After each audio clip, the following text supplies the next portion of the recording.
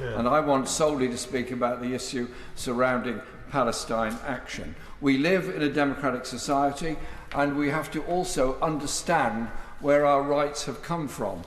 The member who's just spoken from High Peak represents the place where, in 1932, the mass trespass took place, led by Benny Rothman, a Jewish activist in the Communist Party at that time, who was demanding rights of access to the countryside.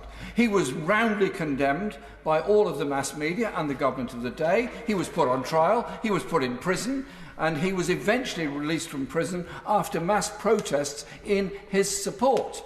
Without Benny Rothman and those others, that access to the countryside simply would not have happened at that time. And you look at all the other people that over decades of our history have stood up for free speech and for democracy, going back to the Chartists, going back to the suffragettes, those that campaigned to end apartheid in South Africa. And interestingly, during all of the anti-apartheid years, the British government, whilst it did condemn the ANC and did indeed believe for a while that Nelson Mandela was a terrorist, never banned the ANC in Britain, because the advice they got was it was important that there be a place that people could express that voice of hope of the end of apartheid.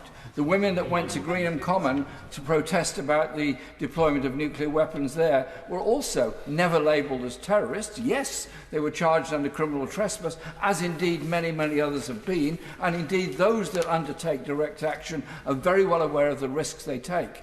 But it crosses an enormous threshold to suddenly announce that Palestine Action, speaking out against the horrors of what is happening in Gaza, where hundreds are mown down every day by the Israeli Defence Force simply for queuing for food when they're desperately hungry and their children are starving. Surely we should be looking at the issue that Palestine Action are concerned about, and the supply of weapons from this country to Israel, which has made all this possible.